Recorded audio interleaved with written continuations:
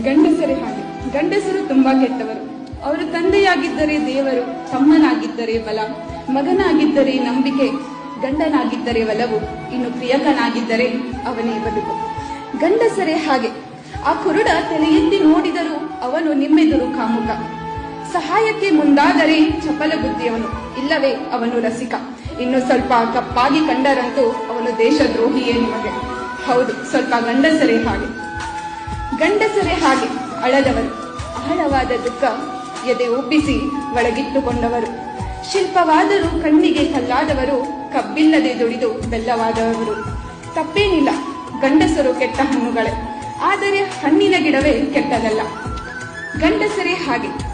ಜಗದಗಲದ ನೋವನ್ನು ನಗುವಲ್ಲೇ ಮುಚ್ಚಿದವರು, ಯಾರನ್ನೂ ಮೆಚ್ಚಿಸದೆ ಮನೆಗಾಗಿ ಮಾರು ವೇಷ ತೊಟ್ಟು ಬಜಾರಿನಲ್ಲಿ ನಗು ಮಾರುವ ಗಂಡಸರೇ ಹಾಗೆ ತುಂಬಾ ಕೆಟ್ಟವರು.